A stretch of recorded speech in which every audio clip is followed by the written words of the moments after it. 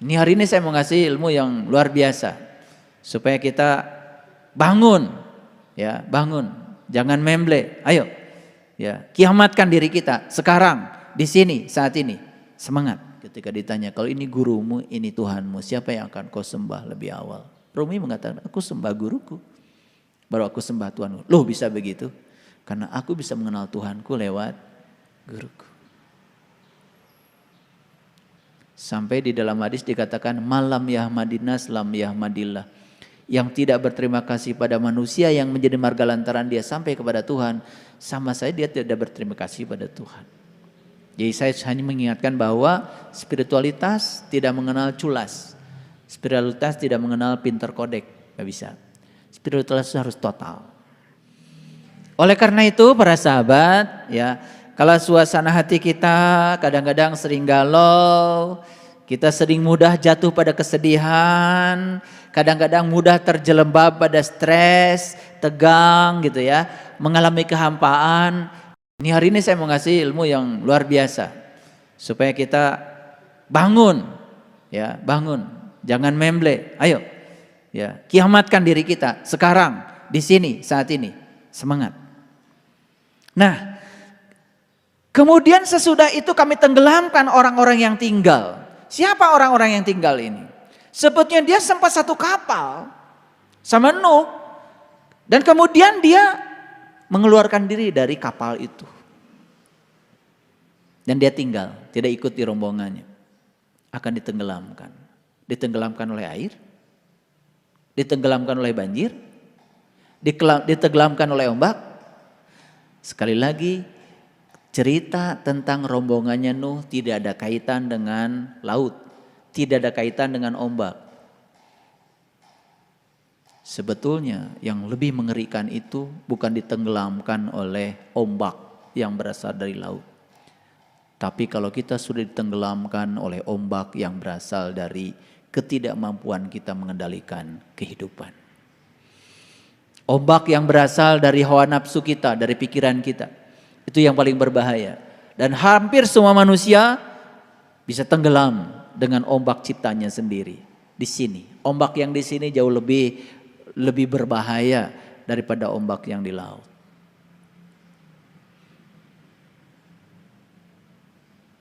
Bisa mengerti maksud saya? Oke, ini baru rambu-rambunya. Dan sekarang saya ingin menjelaskan dulu ayat yang ke-119. Nah, disinilah kan diceritakan tentang kapal. Ya. Fa'anjainahu wa ma ma'ahu. Ya, fil fulkil mashhun. Maka kami selamatkan Nuh, ya. Dan orang-orang yang besertanya.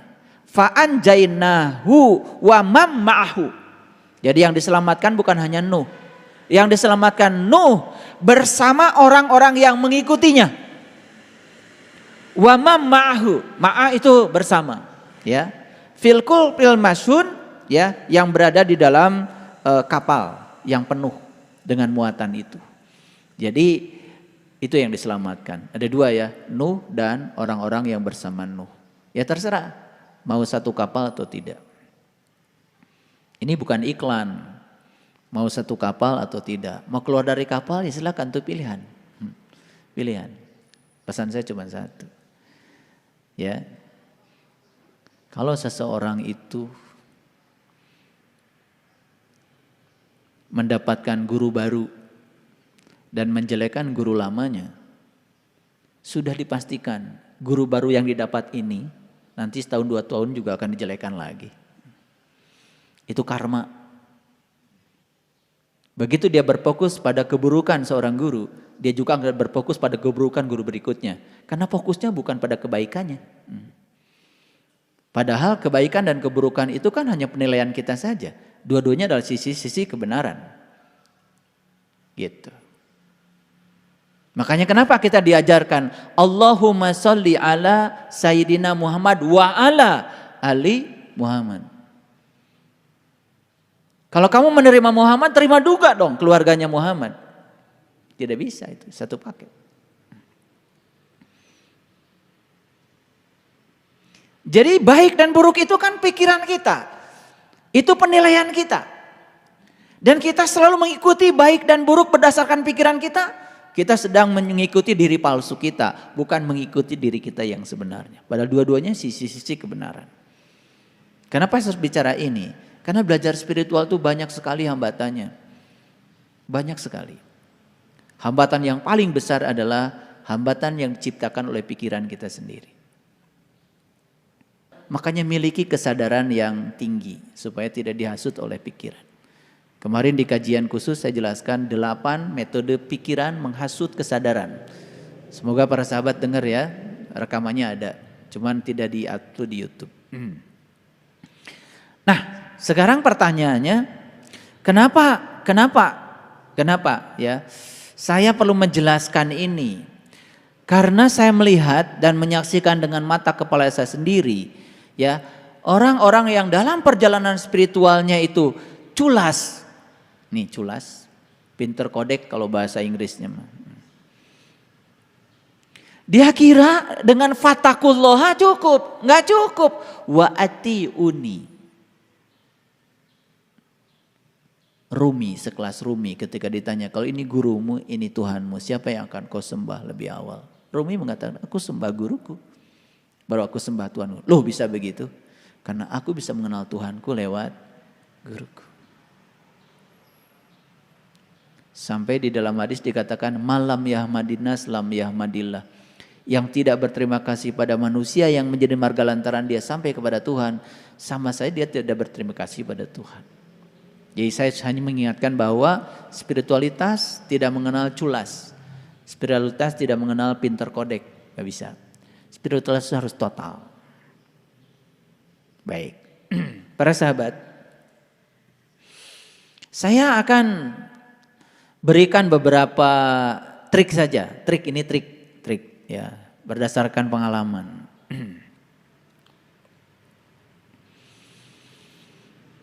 Supaya kita memiliki kemampuan memantaskan diri. Memantaskan diri. Trik yang pertama. Coba sekarang bisa nggak dalam waktu 2 menit aja tuliskan 10 hal yang para sahabat miliki sekarang dan membuat para sahabat senang. Sebut aja bahagialah, nggak apa-apa. Silakan 2 menit. Sebutkan saja 10 hal yang diberikan Allah kepada para sahabat yang membuat para sahabat sekarang bahagia. 10 aja. 2 menit coba.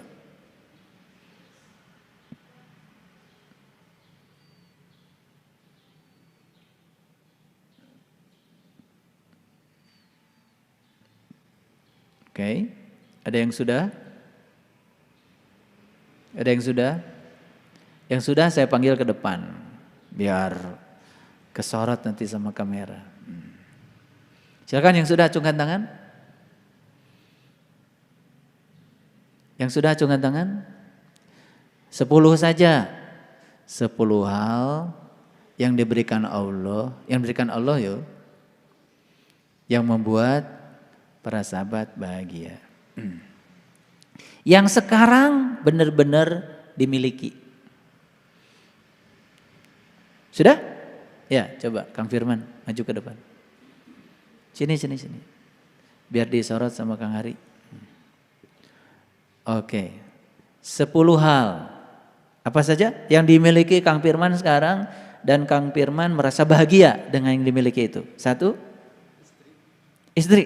Oke. Anak? Ibu? Oh luar biasa masih ada ibu. Nenek? Adik-adik? Sahabat? Guru? Oh luar biasa. Cuman bisa menyebutkan 7. Oke bagus. Ya tepuk tangan dulu. 7. Keren ya. Dan kalau kita lihat yang disampaikan Kang Firman tadi itu semuanya itu lebih berfokus kepada manusia kan. Jadi tadi istri, anak, adik, sahabat, keren banget. Itu yang membuat Kang Firman bahagia. Oke, ada yang lain? Silakan, Bang Nofri. Barangkali berbeda versinya, silakan maju ke depan. Bisa menyebut berapa? Saya minta cuma 10 kok. Yang dimiliki sekarang dan membuat kita bahagia.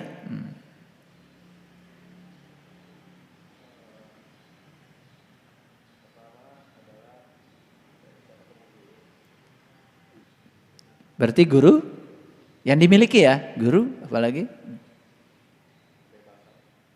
Kebebasan, oke, itu kebebasan. Kebahagiaan. Keluarga, oke. Rekan-rekan, oke.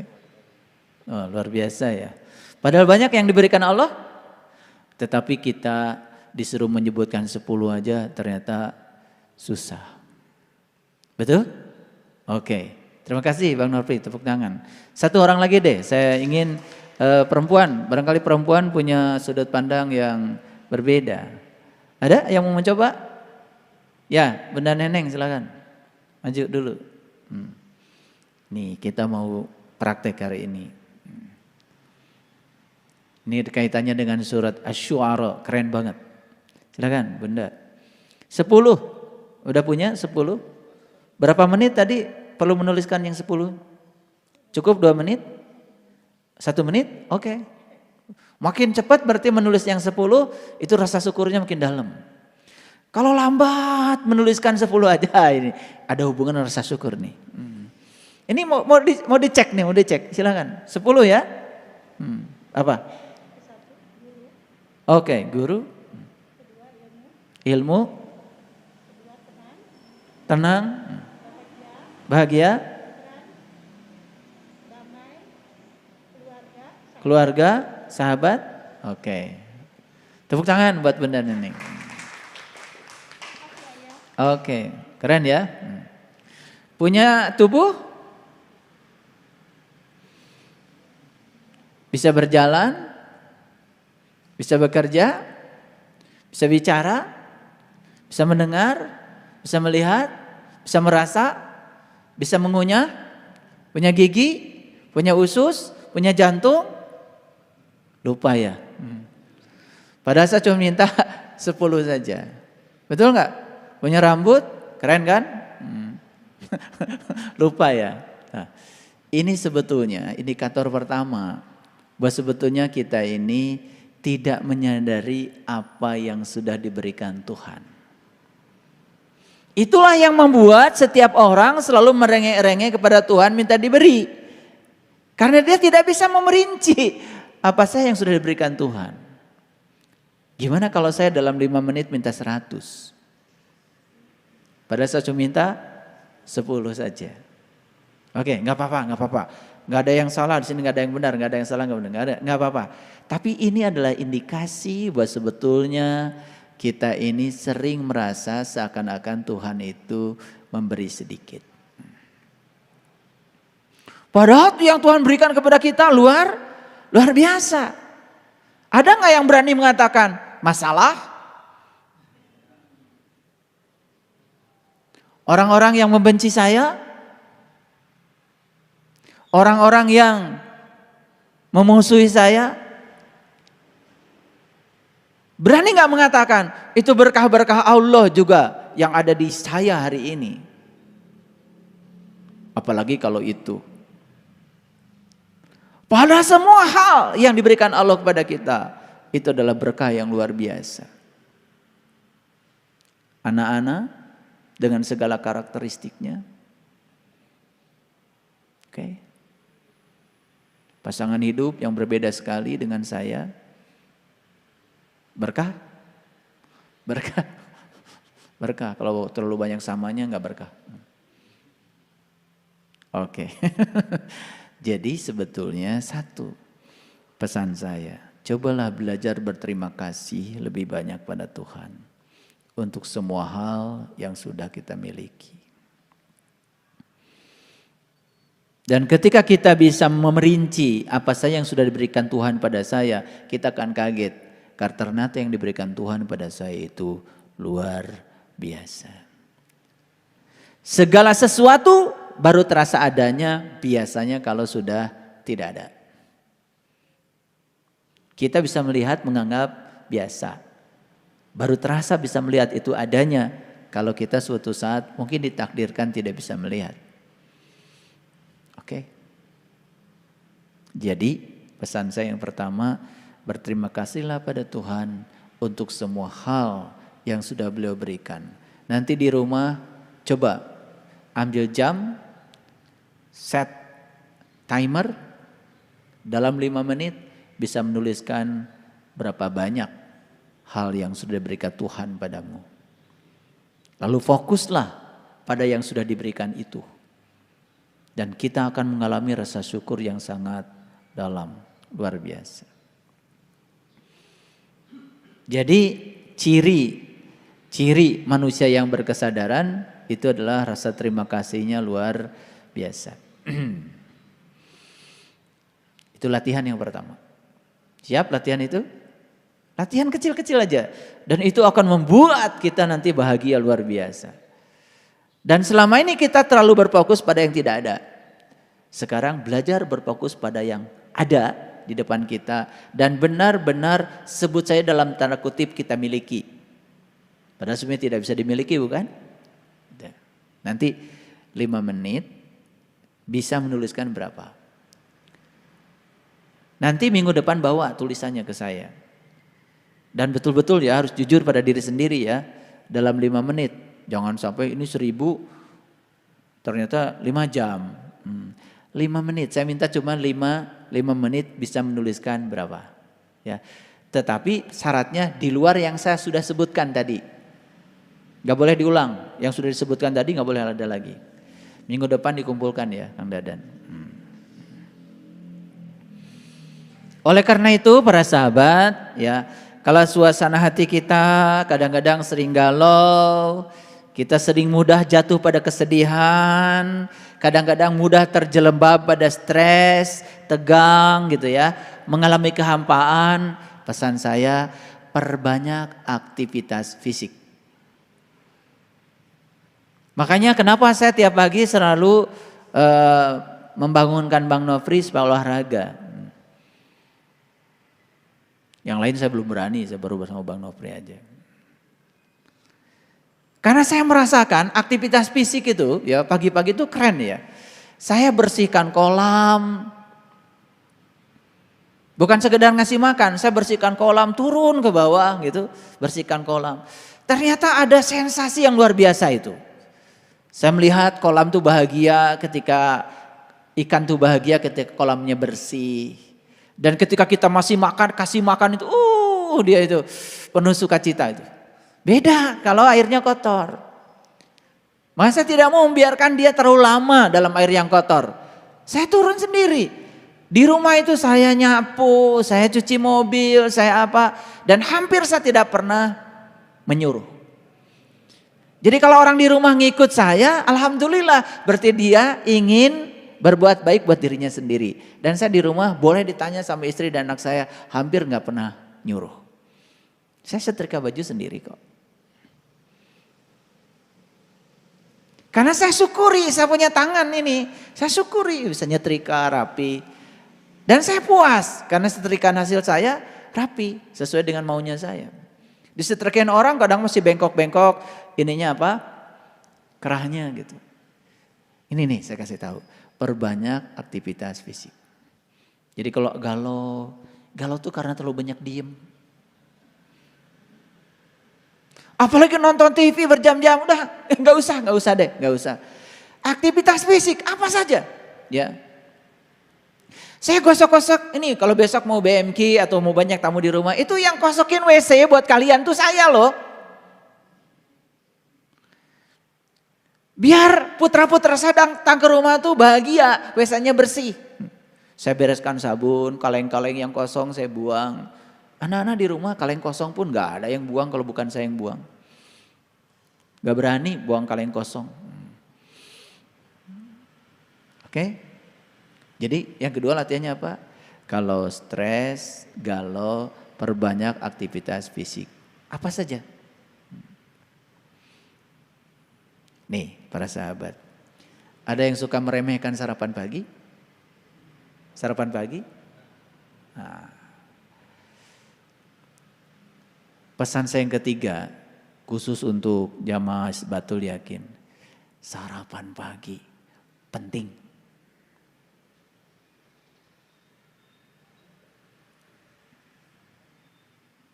Ya. Dan tepat waktu. Makanya kalau bangun pagi itu sebelum gosok gigi minum dulu air hangat. Karena di sini banyak bakteri yang menguntungkan. Dengan minum bakterinya masuk ke dalam. Kalau sarapan bangun pagi langsung gosok gigi, ini hal-hal kecil nih, hal-hal kecil, tetapi membahagiakan. Karena kalau tubuh kita sehat, tubuh kita bisa melayani kita kan keren. Betul nggak? Keren kan? Gitu. Jadi itu. Kalau saya bangun tidur, itu kalau sudah baca doa, udah olah napas, itu langsung minum. Minum air hangat. Jangan air panas, air hangat. Jangan sok-sokan minum air panas. Nanti usus kita jadi luka. Air yang bagus diminum, itu air yang suhunya sama dengan suhu tubuh. Suhu tubuh itu sekitar 33 sampai 36 derajat Celcius. Yang sehat ya, di atas 36 makanya sakit kan. Kalau 37 masuk mall langsung dikeluarkan. Gitu. Itu pasti ada virus. Minum air hangat. Awas, bukan air panas. Hangat.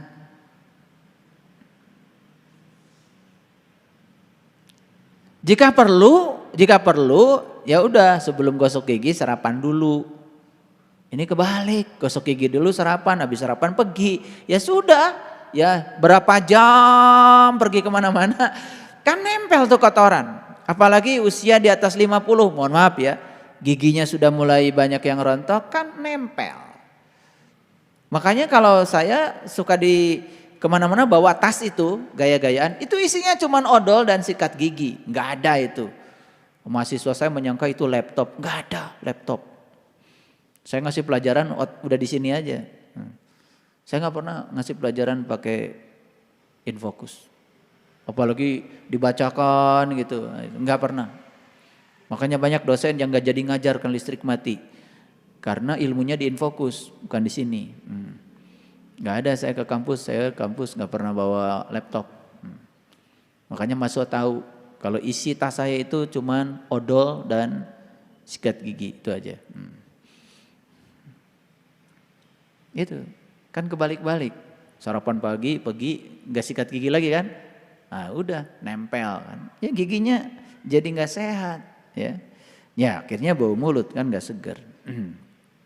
Kenapa sarapan pagi penting? Satu, breakfast like a king. Breakfast itu energi kan. Energi itu kemampuan melakukan usaha. Jadi kalau nggak sarapan pagi ya penyakitnya banyak. Betul nggak? Iya, ada kan bahasa Inggrisnya tuh salatri. Itu. Salatri itu kan akibat dari perut kosong tapi udah kerja kan? Udah keringetan. Dan sarapan pagi juga harus bagus urutannya. Buah dulu, sarapan pagi nasi goreng dulu. Udah mampet. Karena kalau buah di atas, nasi di bawah, ya sudah buah itu jadi busuk kan, tidak diserap oleh usus. Kan sayang, buah kan mahal. Ya tuh. Nah, karena sarapan itu bukan sekedar energi, tetapi kecerdasan seseorang menurut riset ya, itu meningkat drastis kalau dia sarapan pagi. Jadi kalau mau ngaji dengan saya harus cerdas ya. Udah sarapan belum? Jadi jangan ngandelin dikasih sarapan di sini, belum tentu kalau di sini. Dan sarapan pagi itu membuat kinerja kita pasti lebih bagus. Melakukan apapun, nyapu, ngepel, kalau sudah sarapan, nah biasanya lupa. Udah nyapu, udah pel, itu gerubuk, dan waduh belum sarapan. Itu nggak bagus. Jadi jangan belajar spiritual itu mengabaikan hal-hal yang semacam ini. Jadi saya perlu bicara ini tentang ini. Baru berapa tuh? 3 kan? Berterima kasih kepada Allah atas pemberiannya. Rinci jika perlu. Yang kedua, aktivitas fisik yang banyak. Makanya kenapa saya bikin rumah 3 lantai? Ya, saya itu sehari bisa sampai 20 kali loh naik lantai 3. 20 kali. Makanya lutut saya sehat. Iya, giliran ke Jelekong banyak sekali ya. Baru diajak jalan sedikit aja ke tanah kita itu yang sudah ngos-ngosan itu. Padahal cuma segitu. Itu. Oke. Yang keempat, penting. Ini penting banget. Meningkatkan harga diri. Ini penunjang spiritual loh. Jangan dianggap sepele. Meningkatkan harga diri. Bagaimana cara meningkatkan harga diri? Tentu saja dimulai dari memantaskan diri. Terserah para sahabat. Mau memantaskan diri sebagai pengeluh. Mau memantaskan diri sebagai pemberi. Diri kita mau dipantaskan seperti apa? Bagus kemarin tuh di WA Group. Ada yang kirim video tentang Coca-Cola. Nonton kan? Iya. Coca-Cola itu dari pabriknya sama, Coca-Cola. Tetapi begitu ditempatkan di pasar yang berbeda, harganya lain. Dijual di warung biasa, banyak debunya 3.000. Dijual di toko, bersih, pakai lemari es sedikit, 7.000. Pergi ke hotel berbintang, disediakanlah Coca-Cola di lemari es, di kamar. Nanti dikasih gelas, dikasih es batu, 70.000. Coca-Cola yang sama dari pabrik yang sama ternyata harganya bisa lain dan orang senang menghargai walaupun berbeda. Karena ditempatkan, dipantaskan. Jadi terserah kita mau ditempatkan di mana. Kalau kita tidak memantaskan diri, kualitas diri dibiarkan, pikiran yang cerdas dibiarkan tidak belajar, kita tidak memantaskan diri. Ya sudah. Kalau kita memantaskan dirinya seperti itu, kita akan dihargai seperti itu. Masa mau dihargai 3.000? Kan pengennya 70.000 dong. Betul nggak? Tergantung kita memantaskan diri. Jadi ini soal meningkatkan harga diri penting nih dalam proses belajar. Bisa memahami maksud saya.